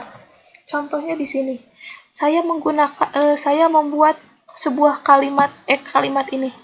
Huruf pertama pada awal kalimat ini dalam kalimat ini yang menjadi huruf pertama adalah ini, H. Maka H di sini harus besar. Itu adalah aturan yang paling pertama dalam pemakaian huruf kapital. Kemudian yang selanjutnya, kita harus menggunakan huruf kapital untuk huruf pertama pada petikan langsung. Contoh, adik bertanya, tanda kutip, kapan kita pulang? Nah, kapan kita pulang di sini adalah kalimat kutipan atau kalimat langsung. Nah, setiap kalimat langsung harus menggunakan huruf kapital untuk huruf pertamanya, seperti contohnya ini. Untuk membedakan kalimat langsung dan kalimat tidak langsung, biasanya kita menggunakan tanda petik. Tanda petik yang di sini. Kalimat yang berada dalam tanda petik biasanya itu adalah kalimat langsung. Dan setiap kalimat langsung, huruf pertamanya harus menggunakan huruf kapital. Kemudian, yang selanjutnya, peraturan yang ketiga, ungkapan yang berhubungan dengan nama Tuhan dan agama. Biasanya, ungkapan-ungkapan ini menggunakan huruf kapital. Contohnya, kata ganti Tuhan yang Maha Pengasih. Yang itu Y-nya menggunakan huruf kapital, kemudian Maha, M-nya menggunakan huruf kapital, kemudian P-nya di sini dalam pengasih juga menggunakan huruf kapital. Karena yang Maha Pengasih di sini merupakan kata ganti Tuhan, maka kita wajib menggunakan huruf kapital. Kemudian yang Maha Esa atau atau dia misalnya, D-I-A. Dia di sini kalau misalnya dianya ini merupakan kata ganti dari Tuhan, maka kita harus menggunakan D besar. Kemudian Alkitab. Alkitab di sini adalah kitab suci suatu agama, maka kita wajib menggunakan huruf kapital pada huruf awalnya. Kemudian Islam. Islam adalah nama agama, maka kita pun wajib menggunakan huruf kapital. Dan nama-nama lain yang merupakan kata ganti Tuhan dan berhubungan dengan agama harus menggunakan huruf kapital. Kemudian selanjutnya, instansi yang diikuti keterangan nama biasanya juga menggunakan huruf kapital. Contohnya, Departemen Pertanian. Di sini departemen adalah instansi, ya. Departemen di sini instansi, kemudian di sini ada nama dari departemen tersebut, pertanian. Nah, ketika suatu instansi atau organisasi diikuti dengan nama, maka dia wajib menggunakan huruf kapital pada keduanya. Kemudian yang kedua, rumah sakit. Rumah sakit di sini suatu instansi, tapi kemudian jika rumah sakit ini diikuti dengan nama Harapan misalnya, atau rumah sakit umum Dr. Cipto Mangunkusumo, atau rumah sakit apapun itu, ketika dia diikuti keterangan nama, maka dia wajib menggunakan huruf kapital. Berbeda halnya jika tidak diikuti oleh nama. Jika misalnya ada instansi atau organisasi tidak diikuti dengan keterangan nama, maka tidak usah menggunakan huruf kapital. Contohnya departemen. Kalau tidak ada namanya, maka D-nya itu kecil. Kemudian rumah sakit. Kalau tidak ada namanya, maka R-nya kecil, S-nya kecil. Rumah sakitnya ditulis dengan menggunakan huruf kecil biasa. Yang selanjutnya adalah nama yang berhubungan dengan negara. Contoh, keputusan presiden atau rancangan undang-undang. Semua nama yang berhubungan dengan suatu negara biasanya menggunakan huruf kapital. Presiden, keputusan presiden, rancangan undang-undang menggunakan huruf kapital. Atau undang-undang dasar atau proklamasi Republik Indonesia itu menggunakan huruf kapital. Kemudian yang selanjutnya adalah gelar kehormatan, keturunan, keagamaan, dan jabatan yang diikuti nama orang. Contohnya, Sultan Hasanuddin. Sultan di sini adalah gelar kehormatan atau bisa juga jabatan. Kemudian di sini diikuti oleh nama orang Hasanuddin. Maka di sini kita wajib menggunakan huruf kapital. H-nya besar, S-nya besar. Kemudian contoh selanjutnya Imam Syafi'i. Imam gelar keagamaan, kemudian Syafi'i nama orang. Maka di sini kita wajib menggunakan kata I-nya besar, S-nya besar. Kemudian Dr. Supomo. Dr. Supomo di sini gelar akademik atau gelar pendidikan. Maka kita wajib menggunakan huruf besar. Dan perlu diperhatikan gelar di sini tidak memerlukan kata besar, tidak memerlukan huruf besar jika tidak diikuti oleh keterangan nama. Contohnya gubernur atau contohnya Presiden Joko Widodo. Jika kita menemukan nama setelah nama gelar tersebut, maka presiden yaitu harus kita tulis dalam menggunakan huruf besar, P-nya besar. Tapi jika kita tidak menemukan nama, misalnya presiden, hanya presiden, tidak ada namanya, maka P-nya ini adalah huruf kecil. Kemudian peraturan yang selanjutnya, nama orang wajib menggunakan kata besar. Amir Hamzah atau Sulastri atau Supomo atau Soekarno atau Muhammad Hatta. Nama apapun itu harus menggunakan huruf kapital, wajib. Kemudian yang selanjutnya adalah bangsa, suku, dan bahasa yang diikuti keterangan nama.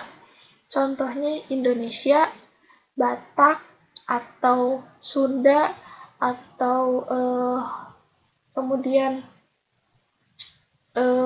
misalnya bahasa Inggris, bahasa Melayu, bahasa Jawa, itu wajib diikuti, wajib menggunakan huruf kapital. Kemudian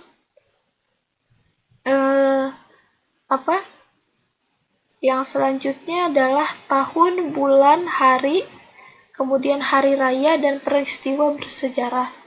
Tahun, bulan, dan hari itu wajib menggunakan huruf besar. Misalnya Jumat, Agustus, itu menggunakan huruf besar.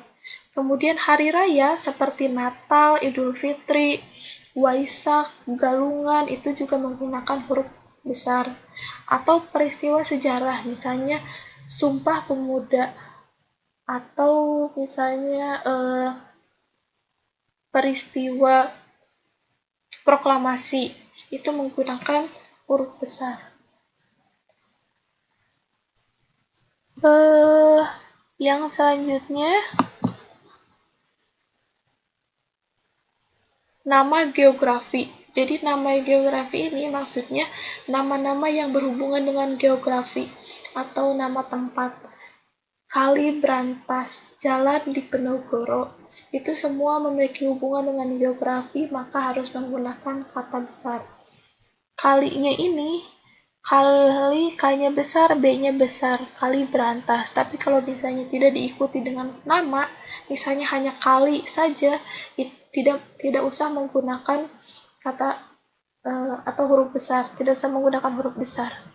Terus kemudian jalan di Penogoro. Jalan di Penogoro, J-nya besar, D-nya besar. Tapi kalau misalnya kita hanya menulis jalan, tidak ada namanya, maka tidak usah huruf besar, cukup jalan huruf kecil semua. Kemudian yang selanjutnya adalah judul karangan atau judul tulisan. Judul tulisan biasanya adalah sebuah kalimat dan kalimat tersebut semuanya harus menggunakan huruf kapital.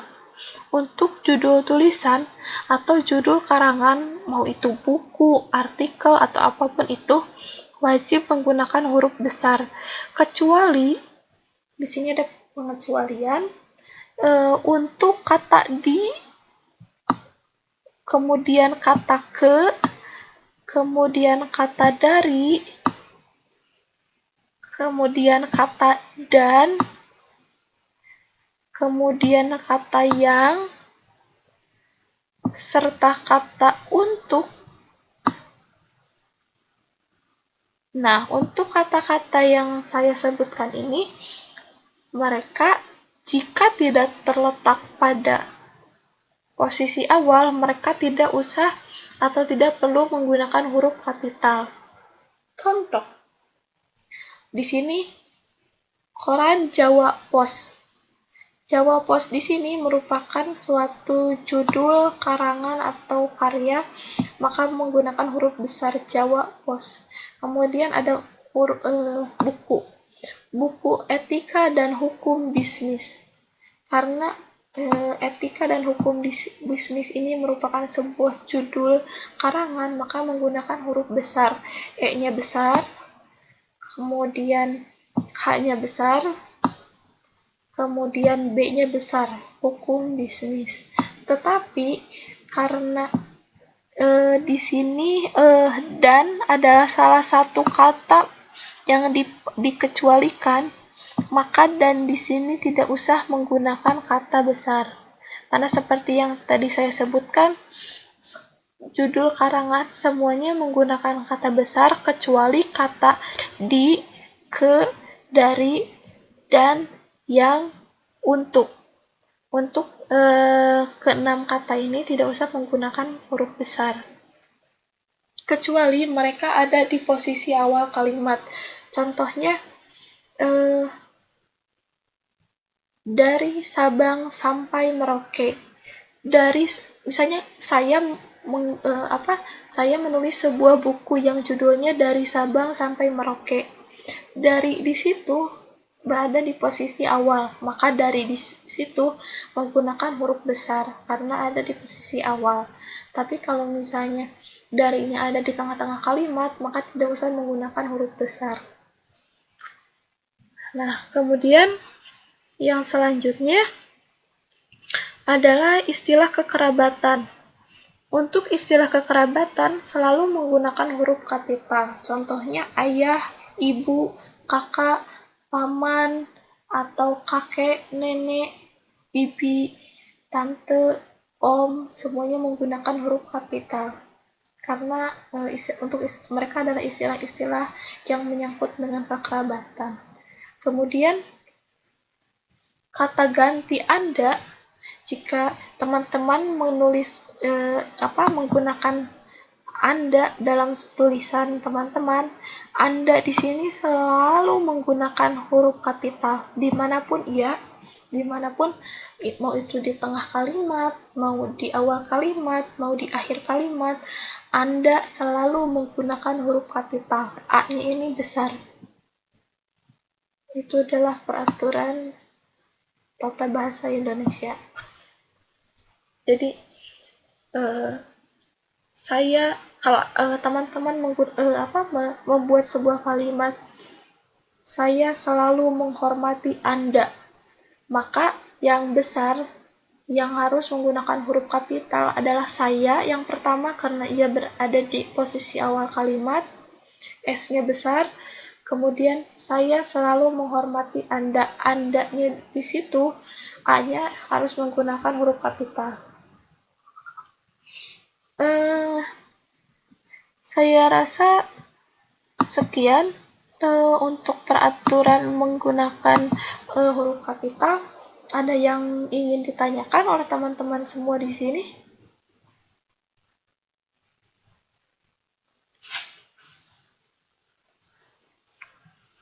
Teman-teman tidak ketiduran kan? Kalau misalnya ada yang ingin ditanyakan atau masih kurang dipahami, teman-teman bisa langsung tanyakan ataupun ya tanyakan langsung pada saya.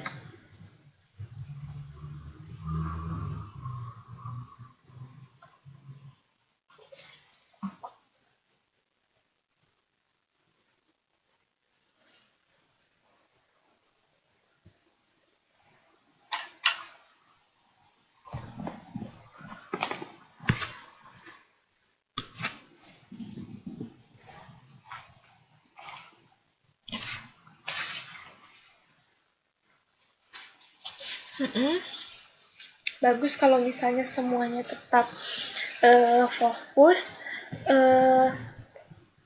Sebenarnya ada, maksudnya banyak sekali ya aturan mengenai penggunaan huruf kapital ini. Mungkin teman-teman tidak bisa mengingat semuanya langsung, tapi saya harap teman-teman mulai bisa mengaplikasikan sedikit demi sedikit untuk penggunaan huruf kapital ini. Jadi saya harap di tugas-tugas teman-teman berikutnya, teman-teman mulai memperbaiki tulisan teman-teman dimulai dari penggunaan huruf kapital yang baik dan yang benar. Kalau misalnya teman-teman sudah merasa jelas, saya lanjutkan materinya. Karena di sini kita punya waktu sekitar 18 menit lagi. Tapi sepertinya masih banyak yang harus saya sampaikan.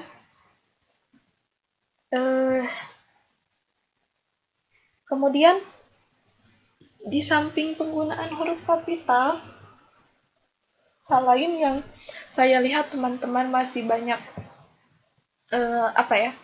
masih banyak melakukan kesalahan adalah di dalam penggunaan tanda baca. Tanda baca ada banyak. Salah satu di antaranya adalah tanda titik. Tanda titik, tanda koma, tanda petik, tanda titik dua, tanda titik koma, tanda kutip, tanda tanya, tanda seru, ada banyak sekali. Dan saya yang paling dasar adalah tanda titik. Kapan kita harus menggunakan tanda titik? Kita tidak bisa menggunakan kata titik itu semau kita. Kita harus istilahnya memperhatikan kapan ia harus digunakan dan kapan ia tidak boleh digunakan. Nah, dalam bahasa Indonesia, tanda titik ini digunakan untuk mengakhiri sebuah kalimat yang bukan sebuah pertanyaan atau seruan. Jadi ketika suatu kalimat bukan merupakan pertanyaan atau kalimat seruan, maka teman-teman harus menggunakan tanda titik untuk mengakhirinya. Seperti contohnya ini. Yang pertama ini, setelah menulis kalimat ini, saya menggunakan tanda titik di sini untuk mengakhiri karena wajib. Kemudian yang selanjutnya diletakkan pada akhir singkatan gelar, jabatan, pangkat, atau sapaan. Dan yang terakhir pada singkatan kata atau ungkapan yang sudah sangat umum. Nah, kita lihat contohnya satu persatu ya.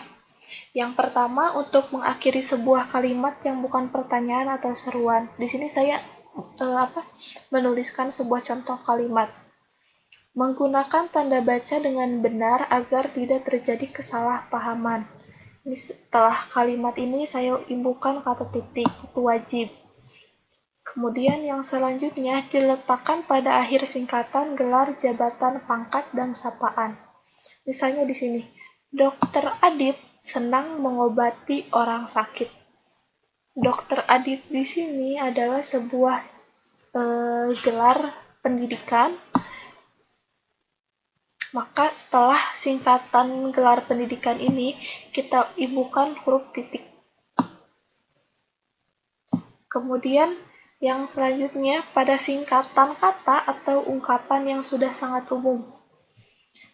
Contohnya seperti ini. Kutipan menarik itu diambil dari halaman 5 dan 8.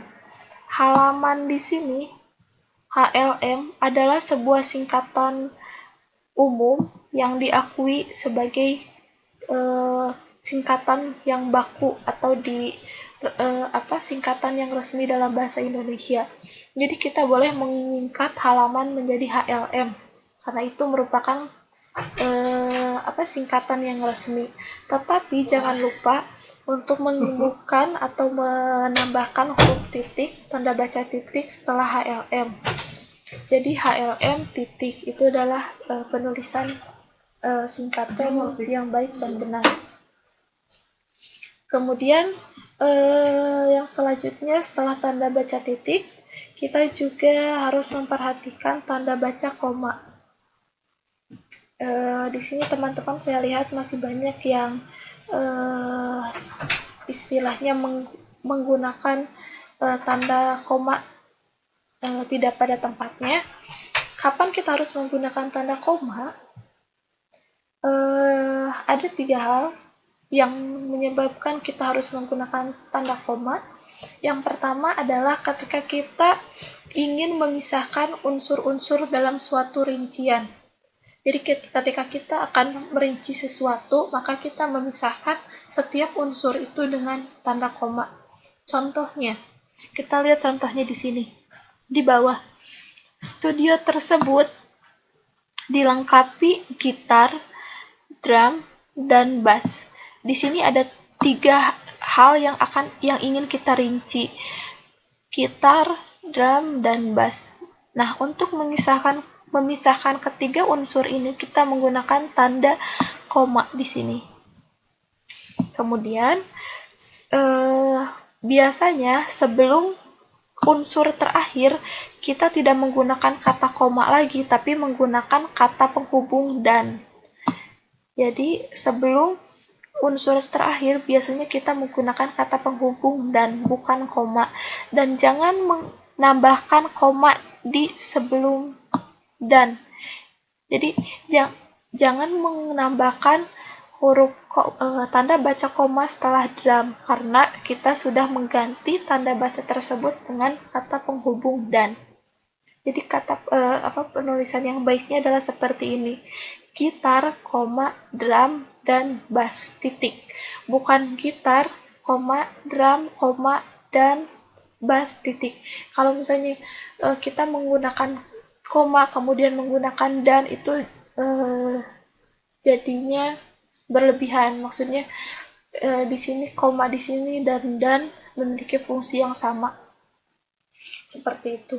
Kemudian yang kedua, kapan kita menggunakan tanda koma adalah ketika kita ingin memisahkan anak kalimat dari induk kalimat apabila anak tersebut mendahului induk kalimat. Jadi ketika kita akan istilahnya kita ingin menyatukan 2 kalimat, yang pertama induknya, yang kedua anaknya, tapi anaknya ini kita tempatkan sebelum si induk kalimat, maka kita menggunakan tanda koma. Contohnya kita lihat di sini ya. Apabila keliru memilih bidang spesialisasi, usaha tidak dapat maju. Ini kalimat ini awalnya kalimat yang aslinya adalah usaha tidak dapat maju jika maksudnya usaha tidak dapat maju apabila keliru memilih bidang spesialisasi. Jadi usaha tidak dapat maju yang merupakan akibat itu adalah induknya. Kemudian apabila keliru memilih bidang spesialisasi itu anaknya, karena itu merupakan penyebabnya. Nah, apabila kita ingin menukar posisinya, anak kalimatnya jadi di awal kalimat, itu apa sih, anak kalimat dan induk kalimat dipisahkan dengan tanda koma. Sehingga apabila keliru memilih bidang spesialisasi, koma, usaha tidak dapat maju.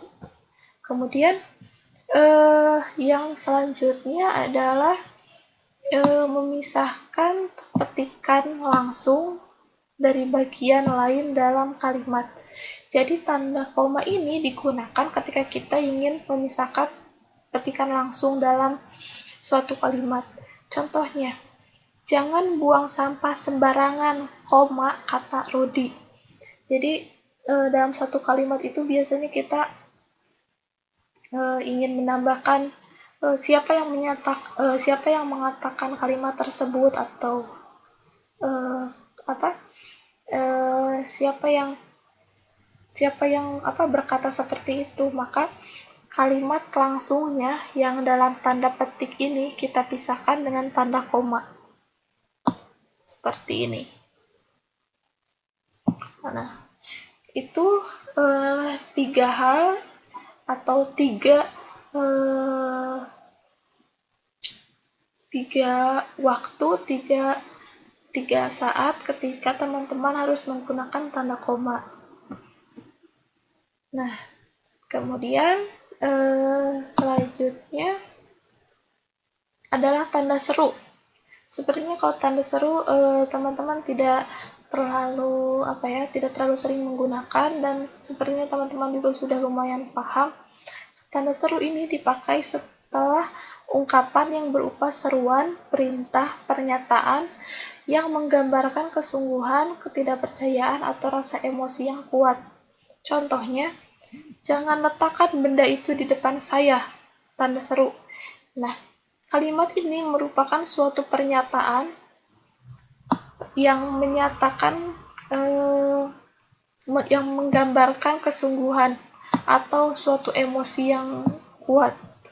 Maka kita untuk menyatakan kesungguhan ini atau emosi ini, kita menggunakan tanda seru setelahnya. Kemudian selain tanda seru, kita juga memiliki tanda tanya, dan tanda tanya ini tentu saja harus kita tempatkan setelah ungkapan pertanyaan atau permintaan. Jadi ketika kita bertanya atau meminta sesuatu, kita menggunakan tanda tanya. Contohnya, bolehkah saya duduk di sini? Tanda tanya. Seperti itu.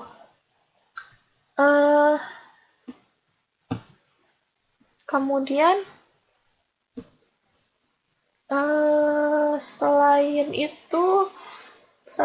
titik, koma, tanda seru, dan tanda tanya, ada juga tanda baca kurung. Nah, tanda kurung ini digunakan untuk mengapit keterangan tambahan atau penjelasan, atau mengapit angka atau huruf yang memerinci suatu keterangan. Contohnya, jumlah barang yang diminta pada berbagai tingkat harga disebut permintaan, dalam kurung demand. Jadi demand di sini adalah istilah yang dipakai dalam ekonomi untuk menyebutkan atau untuk menjelaskan permintaan. Jadi permintaan dan demand di sini sebenarnya artinya sama, tapi itu hanya sebagai penjelasan saja. Nah, maka demand di sini diberikan dalam tanda kurung. Kemudian yang contoh kedua, setelah krisis ekonomi tahun lalu, penjualan PT Agung Sentosa turun drastis, dalam kurung 50%, dari 300 juta rupiah ke 150 juta rupiah. Nah, 50% di sini merupakan suatu angka yang digunakan untuk merinci suatu keterangan. karena di sini disebutkan bahwa penjualannya turun drastis, mungkin akan timbul pertanyaan, drastisnya itu seberapa besar. Maka si penulis di sini menulis 50%, tapi dalam tanda kurung. Itulah fungsi tanda kurung.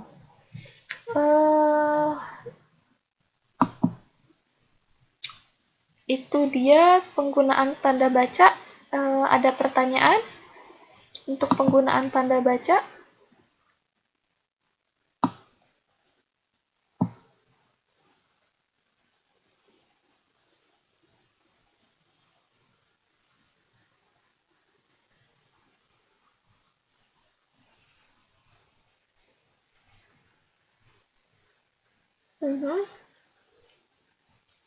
Oke, teman-teman, di sini waktu kita tinggal tinggal 5 menit lagi. Saya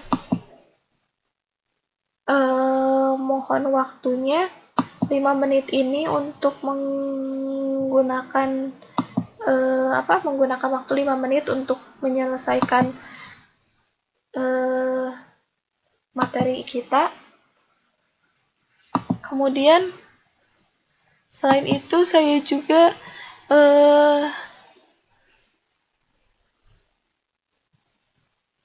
ada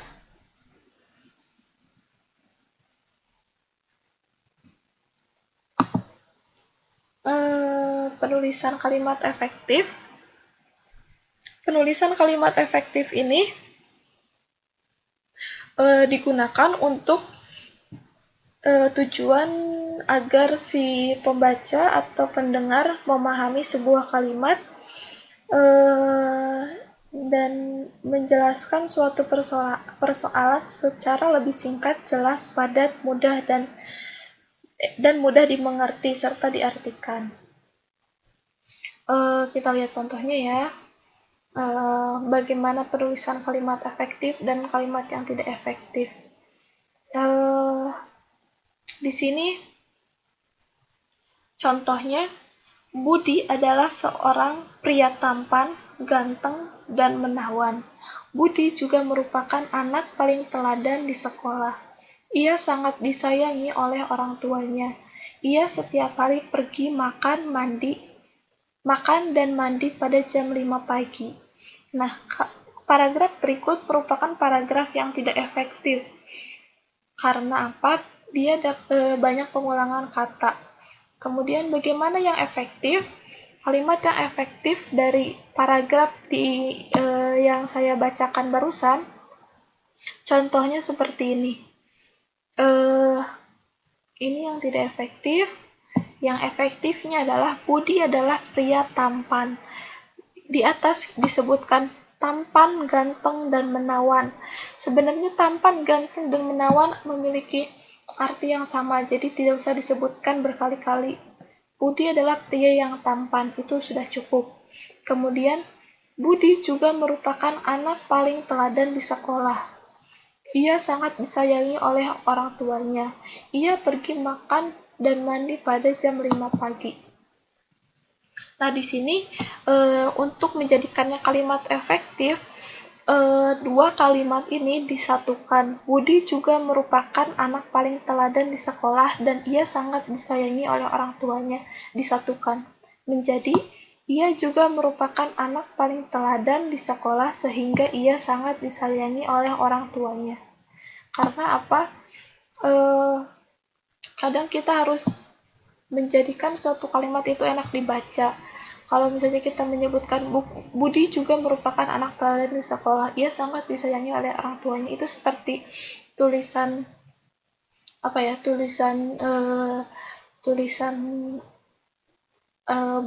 bukan sebuah tulisan yang berkesinambungan. Kita bisa menggabungkan dua kalimat ini menjadi satu, sehingga ia sangat disayangi oleh orang tuanya. Kemudian, ia setiap hari pergi makan dan mandi pada jam 5 pagi merupakan kalimat yang istilahnya tidak ada hubungannya dengan yang sebelumnya. Yang sebelumnya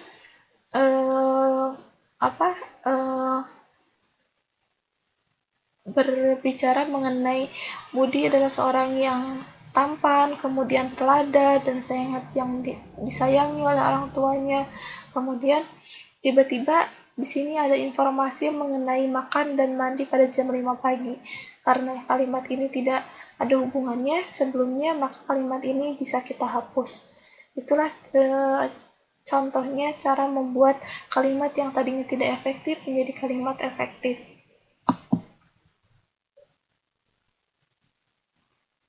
Nah, di sini saya ingin saya skip latihannya, mungkin latihannya akan kita bahas minggu depan karena waktunya habis.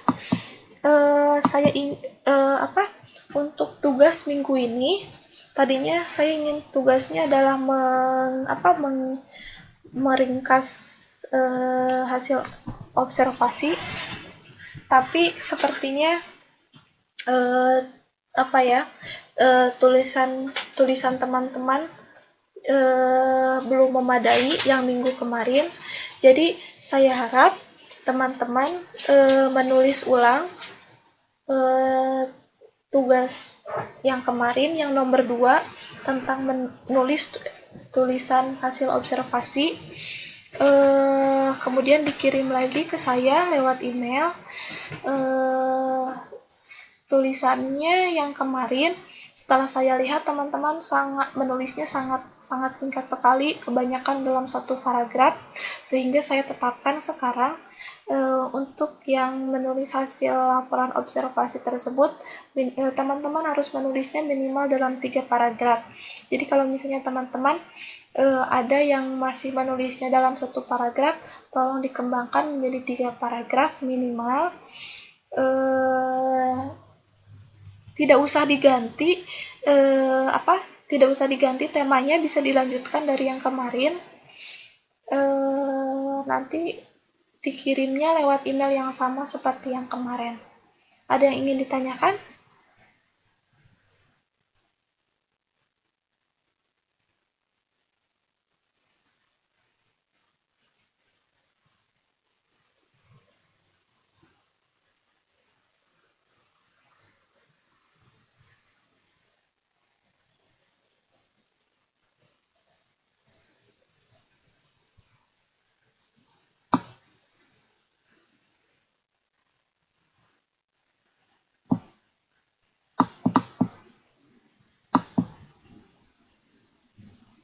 Ya, emailnya masih sama yang ini, seperti kemarin, bahasaindonesia.kpb@gmail.com. Teman-teman bisa nulis PR 3. Jadi teman-teman kemarin sebenarnya tugasnya ada 2. Yang pertama soal nomor 1 ini adalah soal tentang merencanakan tulisan hasil observasi. Kemudian soal nomor 2 adalah tentang menuliskan hasil observasi. Cuman saya lihat teman-teman di sini masih ada kesalahpahaman, sehingga banyak dari teman-teman di sini yang tidak mengerjakan soal nomor 2 tentang menulis laporan hasil observasi. Jadi saya mohon teman-teman di sini menulis ulang tulisan teman-teman yang kemarin menjadi sebuah tulisan teks hasil observasi yang minimal berisi 3 paragraf. Nah, teman-teman yang kemarin sudah menulis misalnya 1 paragraf atau 2 paragraf, tinggal ditambahkan, tidak usah diganti ya. Sekali lagi tidak usah diganti, tinggal dilanjutkan yang ada kemarin. Dan kemudian tulisan teks hasil observasi 3 paragrafnya ini teman-teman kirim ke email saya yang kemarin, bahasaindonesia.kpb@gmail.com. Dan kemudian teman-teman bisa menulis judulnya nama spasi PR3. Jadi tolong ganti judulnya jadi PR3. Kenapa saya ingin teman-teman menulis ulang ini? Karena saya lihat teman-teman kemarin masih banyak yang belum mengerjakan soal nomor 2. Teman-teman kebanyakan hanya mengerjakan soal nomor 1 tentang perencanaan teks hasil perencanaan observasi. Tapi soal nomor 2 mengenai menulis hasil observasi, kebanyakan dari teman-teman banyak yang belum mengerjakan. Ada pun yang udah beberapa sudah mengerjakan, tapi saya lihat hanya 1 paragraf, sehingga istilahnya belum layak disebut hasil observasi, karena hasil observasi itu kalau 1 paragraf berarti baru pembukaan, belum ada isinya. Jadi teman-teman yang kemarin boleh ditambahkan menjadi 3 paragraf. Iya, betul sekali yang nomor 2 tentang uraian hasil observasi.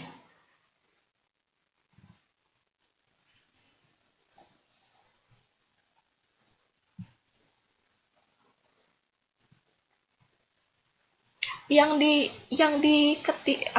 dibuat kembali hanya nomor 2 saja. Tentang hasil observasi, menulis teks hasil observasi. Tapi saya harap teman-teman menulisnya, maksudnya penulisannya diperbaiki dari yang kemarin. Kalau misalnya ada yang menulis masih 1 paragraf, ditambahkan menjadi 3 paragraf.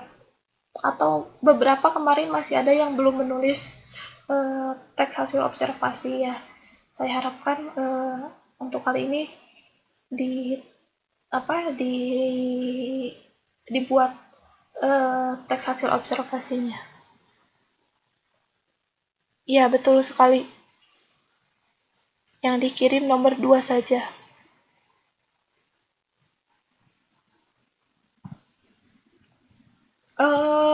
Sebenarnya oke, ganti judul oke lah. Teman-teman kalau misalnya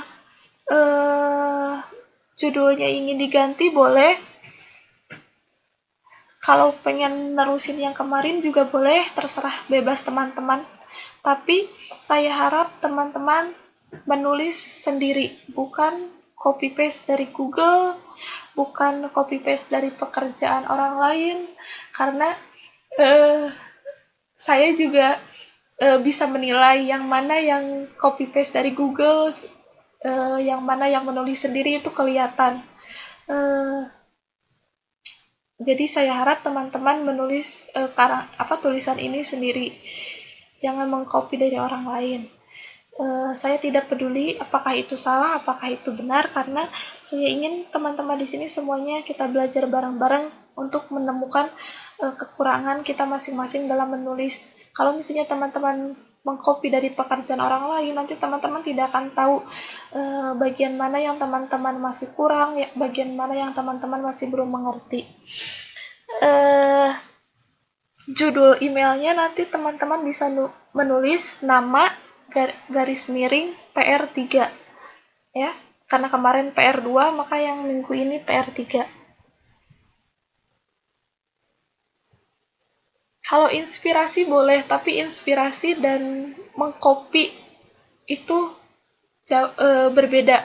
Inspirasi itu kalau misalnya inspirasi judul boleh, inspirasi observasi tentang apa boleh, tapi mengcopy paste disorot tulisannya kemudian di copy paste itu beda. Dan saya tahu yang mana yang menulis sendiri dan yang mana yang copy paste, karena gampang sekali, cara mencari tahunya gampang sekali. Kemudian ya betul sekali, karena menurut saya tidak usah di Google, apa aja yang ada dalam pikiran teman-teman tuangkan, sehingga nanti teman-teman bisa tahu kekurangan teman-teman ada di mana. Kemudian itu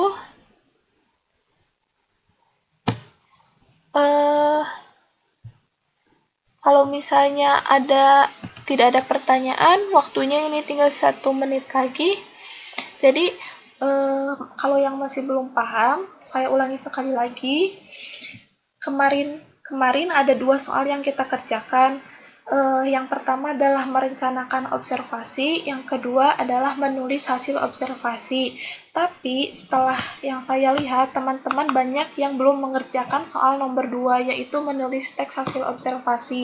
Jadi, saya di sini ingin teman-teman untuk mengulang hanya pertanyaan nomor 2, hanya nomor 2 dari PR yang kemarin, yaitu menulis teks hasil observasi. Jadi teman-teman, apa yang teman-teman rencanakan pada nomor 1, teman-teman tulis hasilnya pada nomor 2. Itu saja dari saya. Sekian untuk malam ini. Saya mohon maaf kalau misalnya ada banyak kekurangan. Yang masih ada pertanyaan bisa dilanjutkan ya, nanti lewat Facebook. Terima kasih. Assalamualaikum warahmatullahi wabarakatuh.